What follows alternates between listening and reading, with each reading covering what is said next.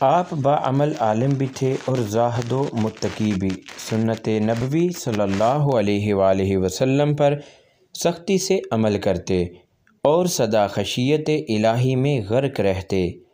آپ کی والدہ ام المومنین حضرت ام سلمہ رضی اللہ تعالی عنہا کی کنیز تھیں۔ بچپن میں آپ نے ایک دن حضور اکرم صلی اللہ علیہ وآلہ وسلم کے پیالے کا پانی پی لیا، اور جب حضور صلی اللہ علیہ وآلہ وسلم نے دریافت فرمایا کہ میرے پیالے کا پانی کس نے پیا ہے، تو حضرت ام سلمہ رضی اللہ تعالی عنہا نے کہا کہ حسن نے۔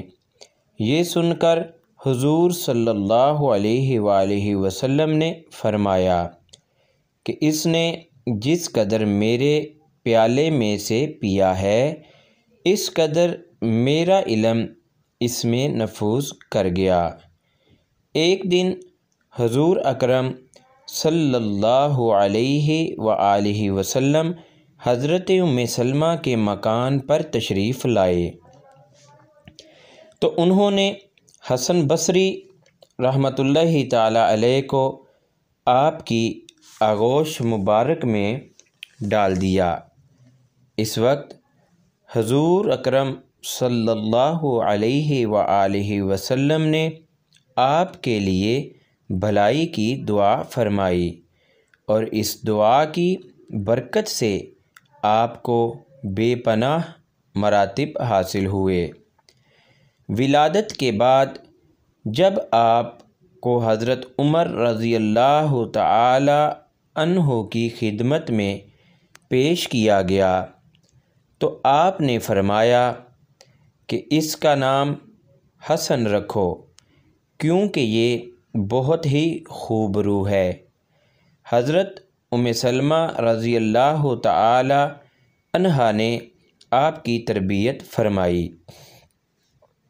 اور ہمیشہ یہی دعا کیا کرتی تھیں کہ اللہ حسن کو مخلوق کا رہنما بنا دے۔ چنانچہ آپ یکتائے روزگار بزرگوں میں سے ہوئے ہیں اور 120 صحابہ سے شرف نیاز حاصل ہوا۔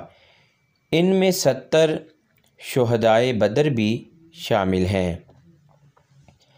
آپ کو حضرت حسن بن علی سے شرف بیعت حاصل تھا اور انہی سے تعلیم بھی پائی، لیکن تحفہ کے مصنف لکھتے ہیں کہ آپ رحمۃ اللہ تعالی علیہ حضرت علی رضی اللہ تعالی عنہ سے بیعت تھے اور انہی کے خلفاء میں سے ہوئے۔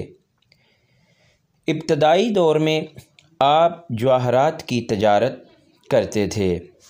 ایک دفعہ تجارت کی نیت سے روم گئے اور جب وہاں کے وزیر کے پاس بغرض ملاقات پہنچے تو وہ کہیں جانے کی تیاری کر رہا تھا۔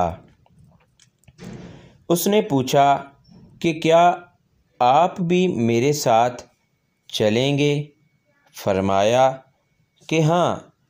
چنانچہ دونوں گھوڑوں پر سوار ہو کر جنگل میں جا پہنچے۔ وہاں آپ نے دیکھا کہ دبائے رومی کا ایک بہت ہی مکلف خیمہ نصب ہے اور اس کے چاروں طرف مسلح فوجی طواف کر کے واپس جا رہے ہیں۔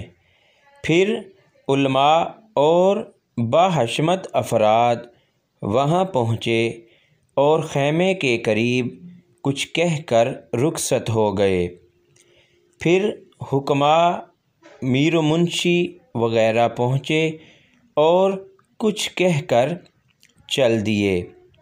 پھر نہایت خوبرو کنیزیں زرد جواہر کے تھال سر پر رکھے ہوئے آئیں اور وہ بھی اسی طرح کچھ کہہ کر چلی گئیں۔ پھر بادشاہ اور وزیر بھی کچھ کہہ کر واپس ہو گئے۔ آپ نے حیرت زدہ ہو کر جب وزیر سے واقعہ معلوم کیا تو اس نے بتایا کہ بادشاہ کا ایک خوبصورت بہادر جوان بیٹا مر گیا تھا اور وہی اس خیمہ میں مدفون ہے۔ چنانچہ آج کی طرح ہر سال یہاں تمام لوگ آتے ہیں۔ سب سے پہلے فوج آ کر کہتی ہے کہ اگر جنگ کے ذریعے تیری موت ٹل سکتی تو ہم جنگ کر کے تجھے بچا لیتے، مگر اللہ تعالیٰ سے جنگ کرنا ممکن نہیں۔ اس کے بعد حکماء آ کر کہتے ہیں کہ اگر عقل و حکمت سے موت کو روکا جا سکتا تو ہم یقیناً روک دیتے۔ پھر علماء و مشائخ آ کر کہتے ہیں کہ اگر دعا سے موت کو رفع کیا جا سکتا تو ہم رفع کر دیتے۔ پھر حسین کنیزیں آ کر کہتی ہیں اگر حسن و جمال سے موت کو ٹالا جا سکتا تو ہم ٹال دیتیں۔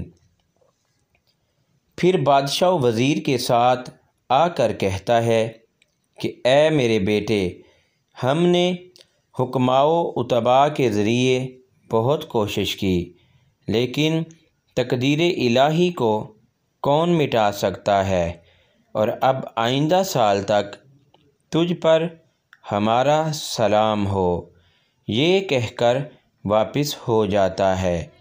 حضرت حسن نے یہ واقعہ سن کر قسم کھائی کہ زندگی بھر کبھی نہیں ہنسوں گا، اور دنیا سے بیزار ہو کر فکر آخرت میں گوشہ نشینی اختیار کر لی۔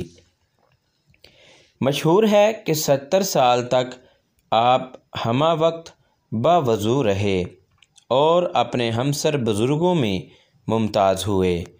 کسی شخص نے ایک بزرگ سے دریافت کیا کہ حسن بصری رحمۃ اللہ تعالی علیہ ہم سے زیادہ افضل کیوں ہیں؟